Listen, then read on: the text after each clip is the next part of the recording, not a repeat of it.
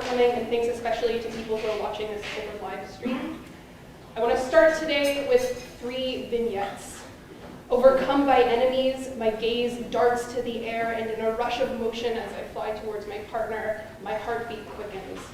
My giant companion takes a leap, lands on a platform, and it falls apart under its feet. My hands shake as I become suddenly aware of how vulnerable I am. I am startled suddenly from the quiet rhythms of piano music and a horse's hooves along the path by the flapping of bird wings just ahead. When we talk about pleasures to be found in playing video games, we often talk about power, control, agency, responsibility, and fun. But these experiences aren't covered by these sensations.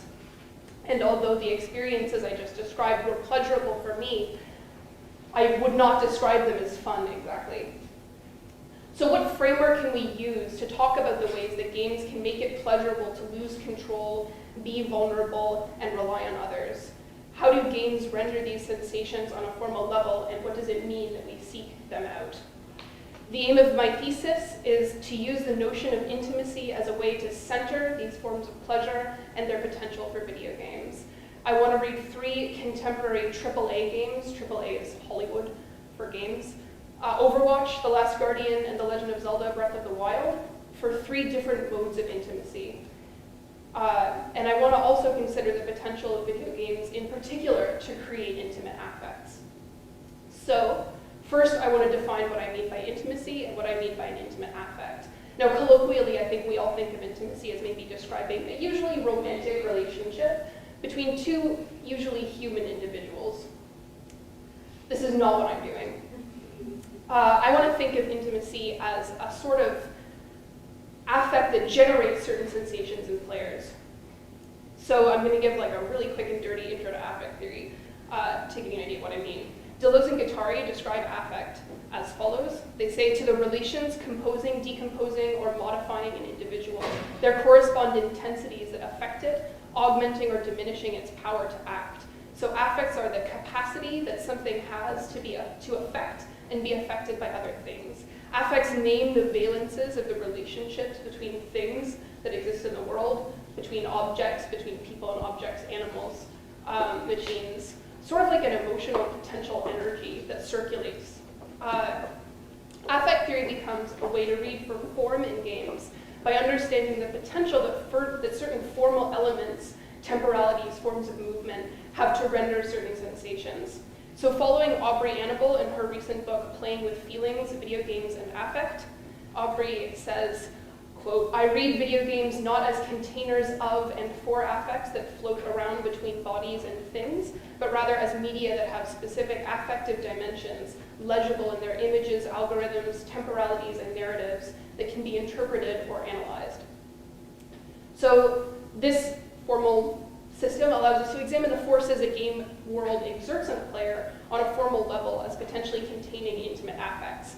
Now, when I say intimate affects, what I mean is that certain sort of relations within the space or certain forms of movement through space become imbued with intimacy. So all kinds of relations within the world can take on intimate affects.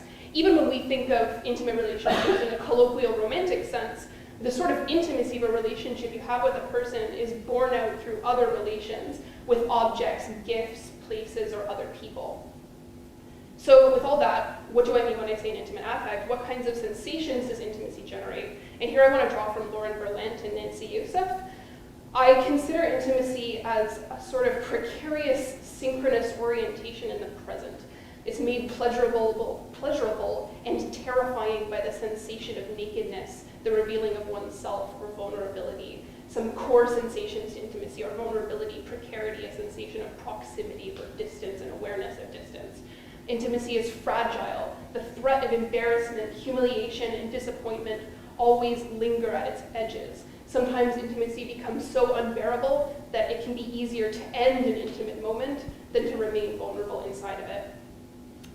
Intimacy can be cultivated over years, but it can also be unexpected. You can be thrown into intimate moments unintentionally. And intimacy has different valences. You're on a subway alone, a stranger walks in and sits across from you, you lock eyes. This can be intimate. You're sitting in the morning with an old friend having coffee, and you laugh about an in-joke that neither of you mentions. This can also be intimate, but these intimacies are very different. So in my thesis, I want to look at 3 different valences of intimacy. In the first chapter, I consider Overwatch and the intimacy of synchronicity. In the second chapter, I consider The Last Guardian and the intimacy of frustration. And in my third chapter, I am going to look at The Legend of Zelda: Breath of the Wild and the intimacy of overwhelmingness. And today in this presentation, we're going to talk about all 3, along with, I forgot to introduce my special guests, the Moblin from Zelda: Breath of the Wild and a bird from Overwatch. It was requested by certain anonymous lab mates that I do this presentation in cosplay. This was the compromise. So, Overwatch. Overwatch is a team-based multiplayer online first-person shooter released by the game company Blizzard Activision in 2016. When it was released, one of the most immediately popular and powerful combinations was that of rocket-launching soldier Farah and angelic healer Mercy. These 2 characters, both women, were immediately shipped by fans as a romantic couple. Shipping is when you support romantic pairing of 2 characters with fan art or on forums, in sort of fan communities. For these fans, it seems like in-game synergy equates to romantic chemistry. And this is where I sort of started this chapter, and in fact this thesis more broadly. What does it mean that fans look at it this way? How does the in-game synergy between Farah and Mercy translate to a kind of romantic chemistry?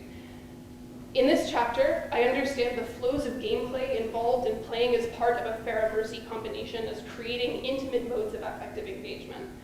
So I read the ways that you engage in a partnership on either side of it and understand how it works together, when it works well and when it doesn't. Mercy is a support character. She's a doctor. This means that she heals and buffs teammates, so strengthens their abilities. Her offensive abilities are extremely limited, even compared to other supports. She's not very able to attack other characters and harm them easily. So she focuses on helping her team. She has the unique ability, as depicted here, to fly to teammates, to escape danger, or to go where she's needed. Mercy gameplay is defined by a precarious relationship to space. She's dependent on being able to see her teammates in order to fly to them. So one very common experience for Mercy players is when your team goes away, you can't see any of them, you can't move very quickly, and you become vulnerable to enemy fire and you die.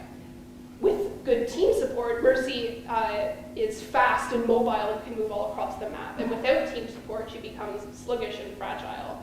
So in short, playing as Mercy encourages a mode of affective engagement characterized by attention and care, attunement to others' needs and to threats, and a sort of vulnerability implied by the process of trusting others to be there when needed.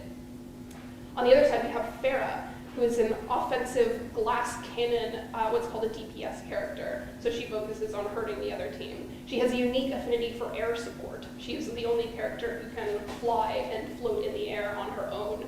She often deals heavy damage to enemies with her rockets and then sets them up to be killed by teammates on the ground. So she sets up kills, but she has trouble following through on them because of how slowly her rocket fires.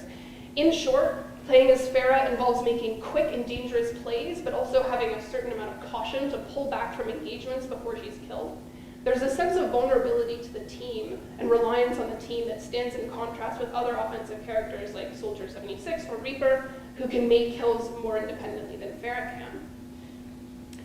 So I traced out a few sort of forms of affective risk that you might engage in when playing as either Farah or Mercy. And when they play together, these risks are mitigated.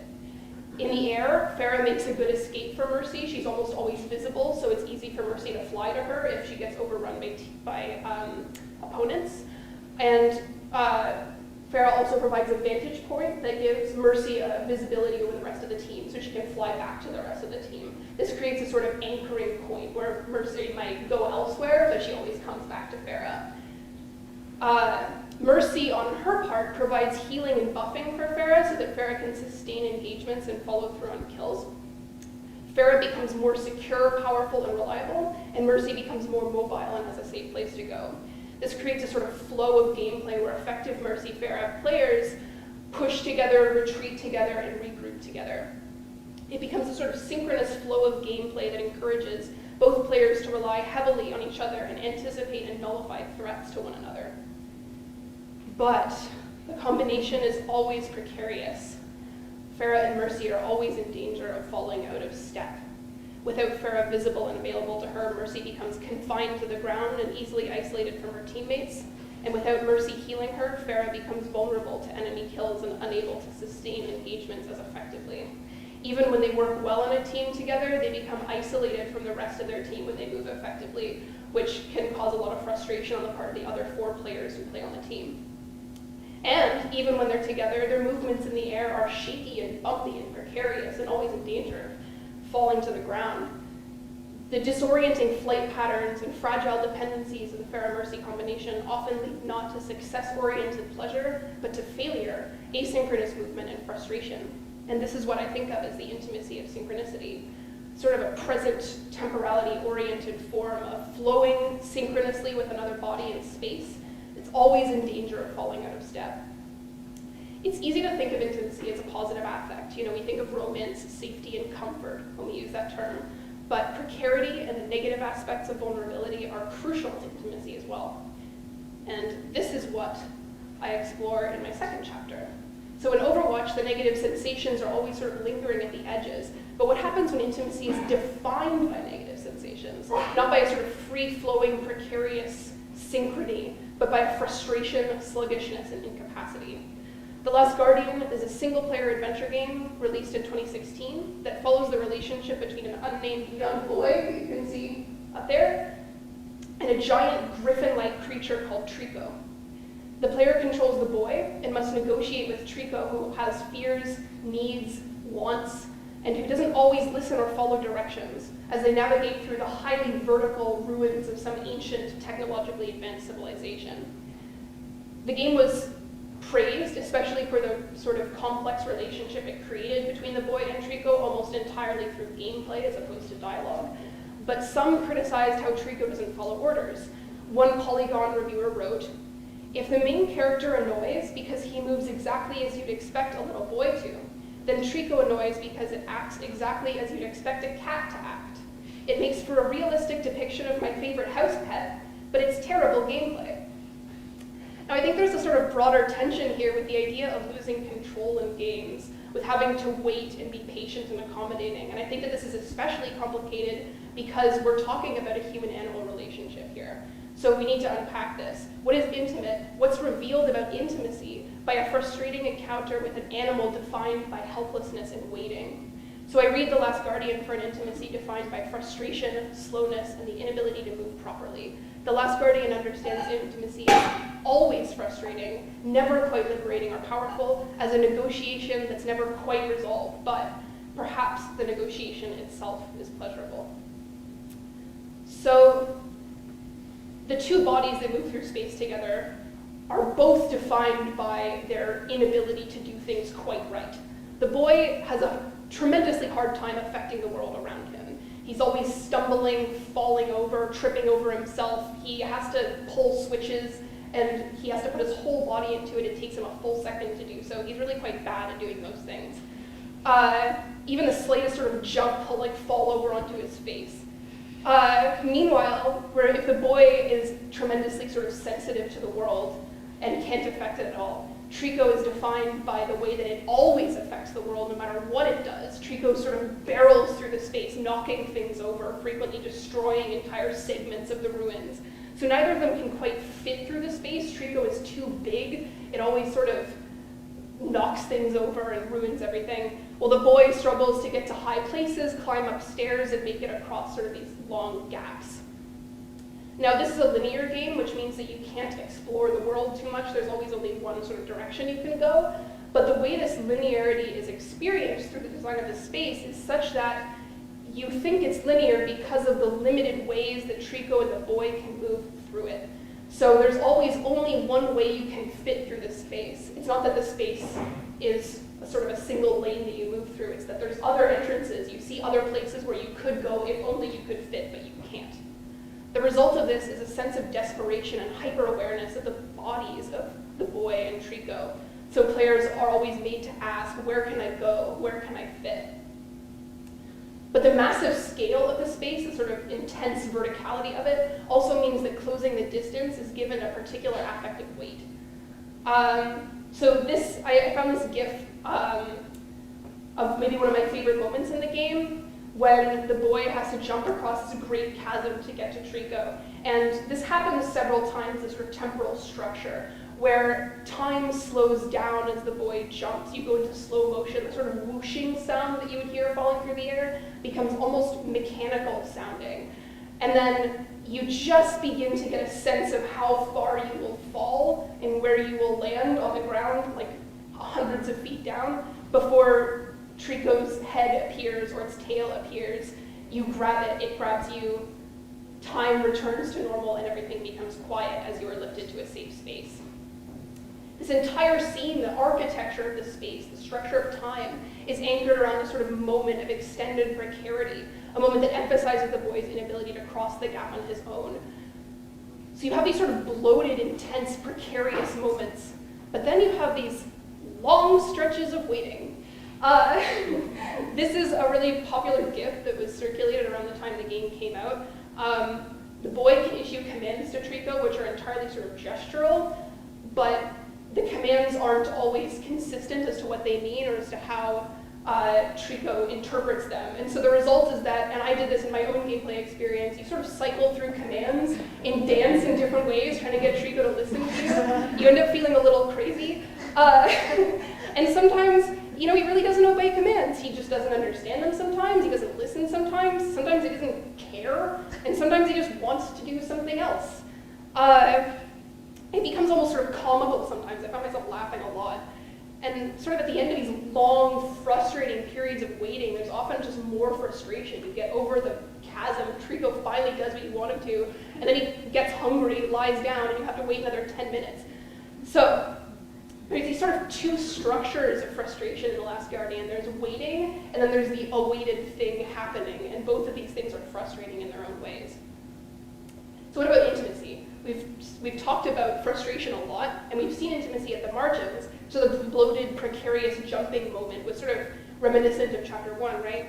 But in order to understand the role of intimacy and frustration here, we have to understand that the way the game constantly insists on the subjectivity of Trico. There's so many moments in this game when you stand in front of Trico, Trico sits down and looks at you, and everything is still, and you just look at each other. Or you pet Trico, and Trico responds to you being petted. There's a way that this sort of process of looking creates a sort of connection. I want to describe one moment in particular. There's a moment when violent forces in the game mean that the boy is knocked out and he can't wake up. Now, throughout the game, you many times have to wake up the boy with controls on your controller. But this time, no matter what you do, the boy won't wake up. And Trico takes the boy's body, nudges him, takes him into the sunlight, nudges him again. It's an almost excruciating 1 minute, 30-second long sequence.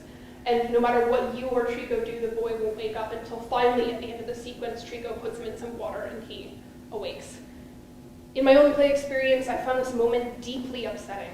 After playing for hours and finding only frustration in the boy's limited capacity to move, this new frustration of suddenly being unable to move at all expanded into a profound vulnerability that I experienced at once from my own subject position, from the boy's, and from Trico's. In light of Trico's, and at the same time my own, quiet, desperate response to the boy's unconsciousness, I found an intimacy in our collective incapacities. So I think here of Donna Haraway, who talks about staying with the trouble of climate change and environmental destruction in sort of contemporary precarious times. Her, not solution, but the way that she contends with the trouble is to stay with it in, quote, a thick present, not as a vanishing pivot between awful or Edenic pasts and apocalyptic or salvific futures, but as mortal critters entwined in myriad unfinished configurations of places, times, matters, and meanings. For Haraway, species interdependence is the name of the world and game on Earth, and that game must be one of response and respect. That is the play of companion species learning to pay attention. So with these terms, staying with the trouble and companion species, Haraway traces a model of being with and becoming with that is marked by a temporality, stubbornly and decisively oriented in a present that's thick, slow, difficult, and even painful, which I think is reminiscent of the intimacy of frustration. I think it's in the too long, too tall, sometimes unbearable durations of waiting and experiences of inability that make up The Last Guardian, where moments of profound vulnerability and intimacy can be found. So, coming from here, my question was, what other intimacies might result from games that force their players to be with imperfection, as vulnerable and as intolerable as that can be? And that brought me to The Legend of Zelda: Breath of the Wild. Now, to anybody who is even slightly familiar with this game, two sort of problems make themselves immediately clear. First is that the intimacy of Breath of the Wild isn't anchored to another individual. In Overwatch, we talked about intimacy between Farah and Mercy, two characters, each played by human players. And in The Last Guardian, we talked about an intimacy between a human and an animal. The intimacy of Breath of the Wild is an intimacy distributed across space. It's not connected to another individual body. So how do you read for that? And second, Breath of the Wild is a huge game. You can easily play for 200 hours and not have done everything in this game. I could write entire essays about animal photography, about cooking in this game, which are tiny minigames that you don't even really have to participate in to do very well in the game. So it's overwhelming even to think about writing about this game, which meant that I had two sets of questions going forward. First, what happens to intimacy when it becomes distributed across space in this way? And second, what's intimate about being overwhelmed? What does it mean to be overwhelmed? And what does it mean that my critical engagement in the game is also overwhelming? I want to define overwhelmedness here. I think of overwhelmedness as a series of encounters that, not individually, but in aggregate and their multiplicity, create a sense of accumulating tension, anxiety, and smallness. Overwhelmedness can dissipate for a time, for example, in a moment of calm, and it can be evaded or postponed, but it can't be fully resolved. But it has to be contended with until it subsides. When I think of overwhelmedness in terms of affect, I might describe it as an overabundance of affects. So an overabundance of ways to affect and being affected, and also a kind of encounter with how many things you can do, how many things can be done to you.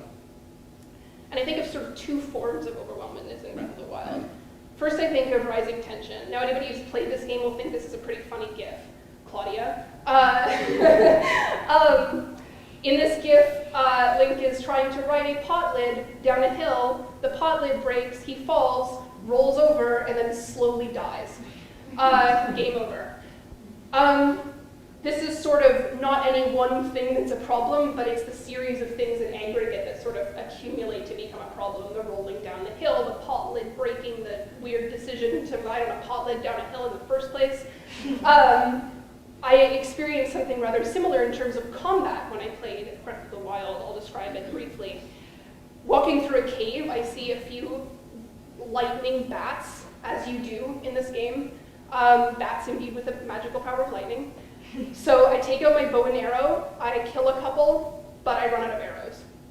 So I decide I'm going to switch to a spear, which is a long weapon that will let me kill the bats and get through the cave safely. But as I'm switching to the spear and aiming it, one sort of angles around and gets me in the side, shocking me. When you're shocked by lightning, you drop whatever you're holding. So I drop the spear rolls down the hill. Now I'm one less a spear. I grab a sword, but the sword is shorter, and I'm not used to the range of the sword, which means that another bat gets to me, shocks me, I drop the sword also rolls down the hill. I don't know how many weapons I have left now. I think it's a torch and a leaf. So my health is low, my healing supplies are limited, I decide to book it out of there, which means that I sprint and run, but when you sprint in this game, you use up stamina. And so I'm running, I run out of stamina, and I run right into another nest of monsters. And you know what happened next, I died. This is pretty typical. It's not one thing in these sort of situations, Breath of the Wild, but it's the way that these situations get more and more progressively complicated. It's the sort of problems in aggregate that become what you have to deal with. And this is also an issue that I think of with the number of things you can do with the world and how you sort of describe your engagement with the world. When I talked to my friends about this game in preparation for writing the chapter, it was really interesting to me that so many of them, when they were asked to describe what they liked about this game, described all the individual things you can do. They would say, oh, well, I like you know, you can cook and stuff, and like there's all these different fruits, and look at the animals. But as they described more and more things, they became more and more overwhelmed, and it was difficult for them to explain exactly what in total made them like the game, other than through all of these sort of little individual stories and moments. And this sort of exerts a force during gameplay as well. You become surprised suddenly in a lightning storm as you realize that the metallic items equipped on your back conduct electricity, making you vulnerable to being struck by lightning. Lightning's been a real problem for me in this game. Or suddenly you realize that enemies can interact with each other, or a giant enemy can throw a smaller enemy at you. It's a sort of constantly surprising process of discovering that things can interact in ways that you didn't expect. I think of this as similar to the intimacy of frustration, in that you become increasingly aware of the capacities of your body, but unlike the sort of constant frustrations and extended waiting periods of The Last Guardian, this is a sort of slowly accumulating tension that is either dissipated or sort of boils over. The second structure of being overwhelmed, I think of as a kind of interrupted rhythm. I described this at the beginning of this presentation, but I'm going to describe it again. When Link rides for long enough on his horse, sort of piano music starts to play in the background that's reminiscent of a galloping rhythm. The horse moves automatically along the path, which means you don't need to control it with your controller for it to know when to turn. And Link and the player are sort of lulled into a daze where you feel the sort of rhythms of the horse galloping, the sounds, and you look at the land as it sort of passes by you. But all of a sudden then the rhythm's disrupted. There are birds that are always sitting on the path that fly away suddenly in front of you, startling you. Monsters can cross the road, can attack you, can knock you off your horse, and sometimes the path gives way very suddenly without warning to a cliff. As soon as the rhythms of horse, rider, and path come into harmony, they're lost, and Link has to find his way back to the path and to the lost rhythm. So Link's rhythms are sort of overwhelmed by these constant, smaller disruptions. I think of this as reminiscent of the intimacy of synchronicity, in that these are rhythms that are sort of always under threat. But these rhythms, rather than being created through interactions with another individual, are created through interactions with space. It's disrupted not just by falling out of step, but by sort of geographic features. In a way, the world of Breath of the Wild evades attempts to fall into rhythm with it. But creating your own rhythms also becomes a way of contending with overwhelmedness. And this is where I want to finally talk about cooking. So the process of cooking takes about a minute in this game. You go into your inventory, you hold items, you throw them into a cooking pot. Outside of the inventory, a little rhythm plays as Link excitedly watches the pot cook. And then at the end, you get the food, it sort of pops out, Link gets very happy. During this sequence, you can't do anything other than sort of angle the camera in different ways to sort of get a sense of the food or get a look at Link's face. I repeated this 1 minute loop probably about 20 times in a single 2-hour play session. There's so much to do in this game, there's so many places you can explore, but I found myself doing the same things over and over and trying them again in these sort of different, smaller configurations, each time seeing if I could get the best angle at Link's face. Collecting things is another rhythm as you run around and you press a button to pick up items from the ground and a sort of satisfying sound plays that you do over and over and over again. Animal photography, it's the same sort of patterns, rhythms of action. I became lulled into the rhythmic movements and slight variations of each loop. So what's intimate here? Is it being overwhelmed, or is it the sort of rhythms that you create in order to contend with the sort of overwhelming quality of everything you can do? And I think it's both. I think that intimacy is working on 2 levels here. On the one level, the player is made constantly aware, painfully, of their vulnerability through these sort of building tensions and rising in capacities, and also through sudden unexpected disruptions. But at the same time, the player learns to contend with its vulnerability, to stay with it, to make rhythms that make it bearable. There's an intimacy here in being made painfully aware of your vulnerabilities to space, to a world, in orienting yourself within these vulnerabilities, and in finding a way to contend with them. So, there are 2 things that I've learned from my travels in intimate worlds that I'd like to conclude with today. First, I think that video games have a unique capacity to generate intimate affects. The relationships with space that I described, the frustrations and familiarities with bodily incapacities, synchronous actions with others, these are experiences that video games have the unique capacity to generate. Centering the sort of intimate affects of these games creates space for different players and different pleasures. And centering the formal ways these intimacies are created hopefully draws attention to the as yet unrealized potential of games to create intimate affects. Second, I believe that intimacy is a way to contend with precarity. So I've used precarity throughout this thesis as a term, and I've used it with attention to the political context of the word, not only the neoliberal conditions of precarious labor in which we find ourselves, but also more broadly a sort of contemporary affective precarity as Lauren Berlant and Katie Stewart describe it. I think that one thing that's come up for me throughout this thesis has been how do you contend with this sort of total uncertainty, and what does it mean to contend with total uncertainty? And here I want to turn to Anna Tsing in her book, The Mushroom at the End of the World. She describes precarity as life without the promise of stability, as the condition of trouble without end, but also as a state of acknowledgement of our vulnerability to others. Tsing tracks the commerce and ecology of matsutake mushrooms in order to conceive of a path towards collaborative survival in precarious times. For Tsing, looking at precarity through the case of the matsutake mushroom makes it evident that indeterminacy also makes life possible. Donna Haraway also alludes to this in Staying with the Trouble. For Haraway, staying with the trouble requires making odd kin. That is, we require each other in unexpected combinations and collaborations in hot compost piles. We become with each other or not at all. I think that playing with and working through intimate affects is a way that we can learn to contend with vulnerability, to stay with the trouble of precarity, to try and find a kind of indeterminacy that affords new possibilities in uncertain times. And that's what I'll leave you with. Thank you.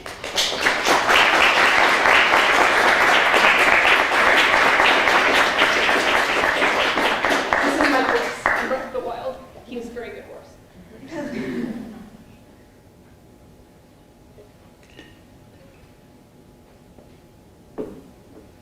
Yeah, I'll wait.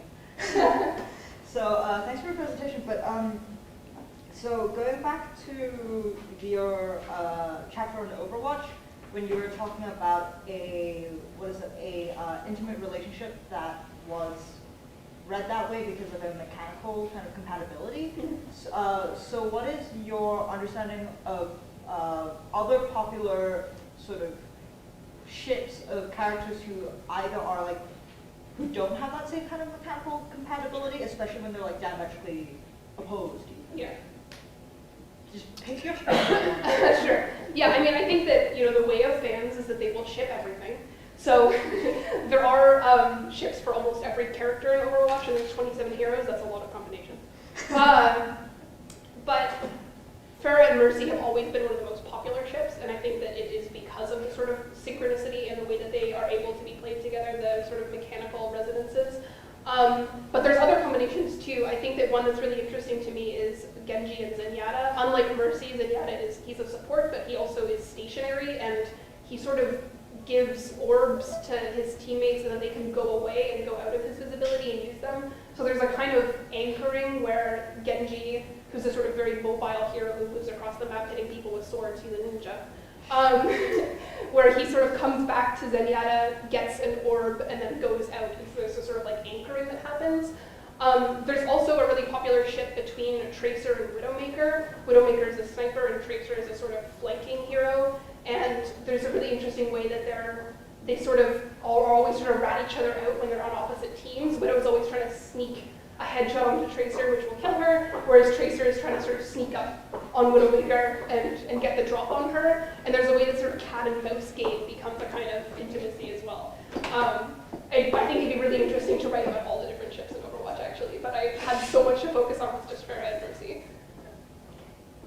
Yeah. I think the intimacy of overwhelmedness is a really interesting provocation, and I found it interesting how you identify both the rhythm of interrupted rhythm and having to make your own in order to cope with that. But I'm sort of curious because in both The Last Guardian and Overwatch, since you have a single to the game, either like it's a linear story or I'm going to play multiple games of Overwatch, so I can continue this relationship. But for Legend of Zelda, there is like a progression mechanism. You need to begin, and you eventually get so many weapons and armor that you're overpowered and you're not having this feeling of overwhelmness anymore. So I'm curious how like this intimacy structure that you have, as you become more overpowered and you're not feeling overwhelmed anymore, how does this change? Yeah, that's really interesting. And I think that there's, sure, yeah. So the question was, how does the sort of structure of overwhelmedness change when you accumulate more items and sort of weapons in the game and become more powerful?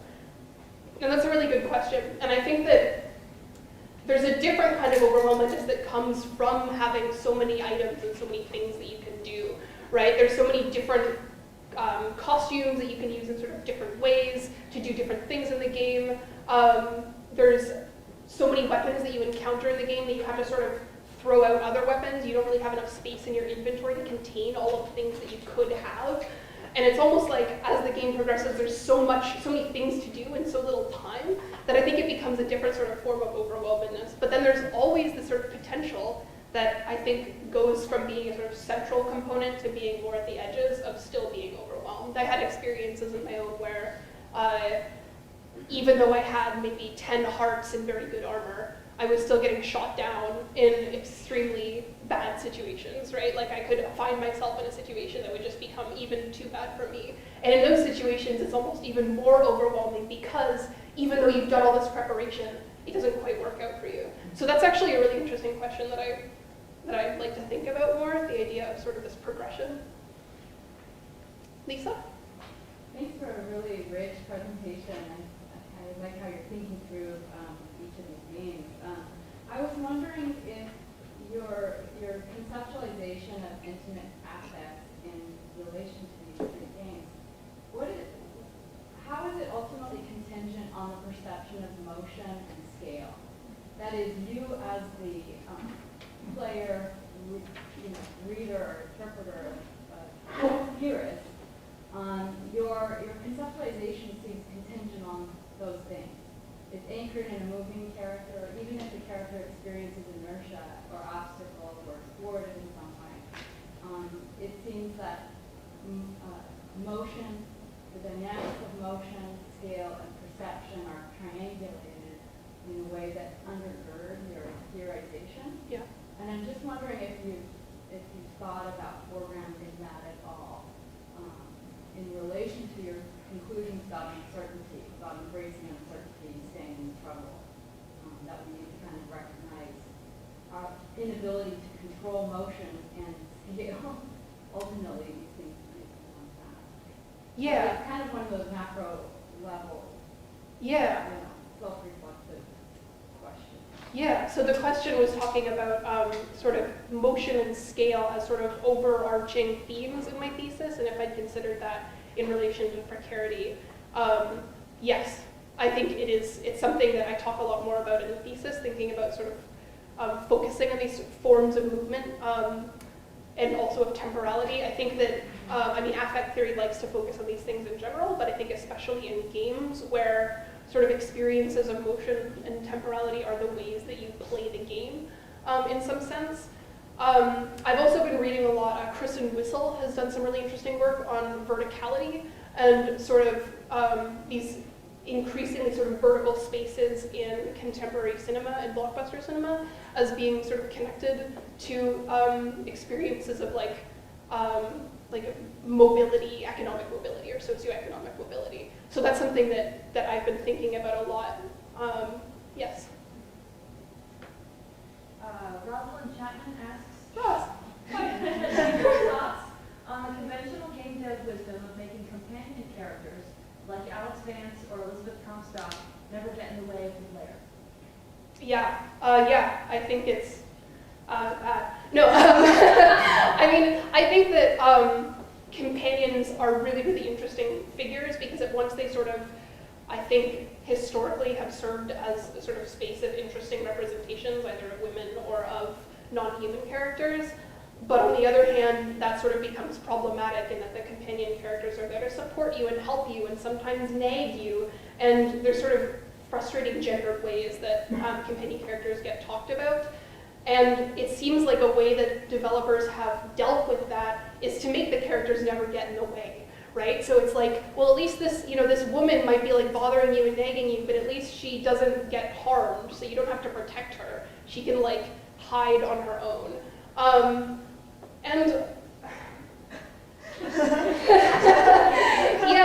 I think it's a real problem in game dev. I actually think that one of the most poignant things about The Last Guardian is that Trico gets in the way. There's times when Trico steps on you or knocks you over, or doesn't position itself properly, so you try to reach out to catch it, and instead, in that sort of bloated moment I described, you fall down and die.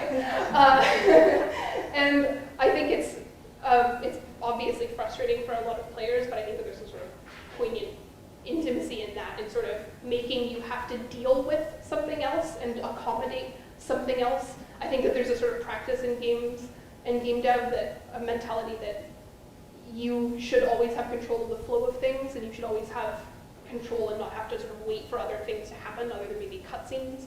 And I think that that's something that we need to move past. Yeah. So I guess springboarding sort of directly off the move past, like, I'm curious how games definitely have this sort of end goal is pretty well defined oftentimes, and it's like hard to dodge that development. Like, it's hard to imagine. I think I'm thinking too small, so I'm hoping you can sort of help broaden my perspective here. With precarity being such an important part of how these worlds become resonant, important, and how can we do a better job of keeping them precarious with endgame or like win states? So that once you've punched Ganon, like what precarity is left? How do we keep precarity? That's really interesting.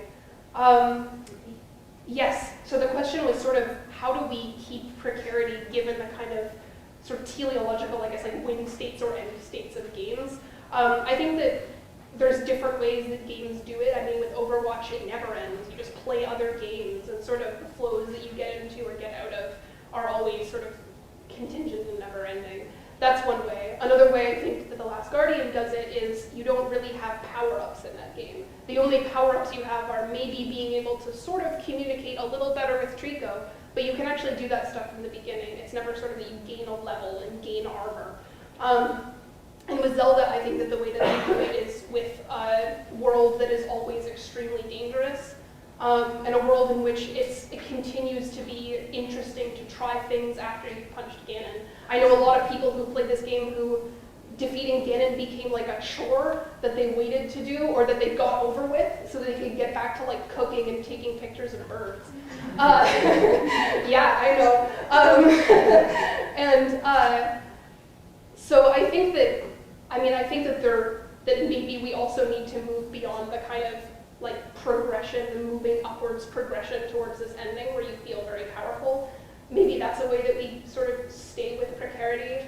I think online games have a really interesting space for this. But generally, I look forward to seeing what like developers come up with because I think there's a lot of potential. Thank you very much. Thanks so much.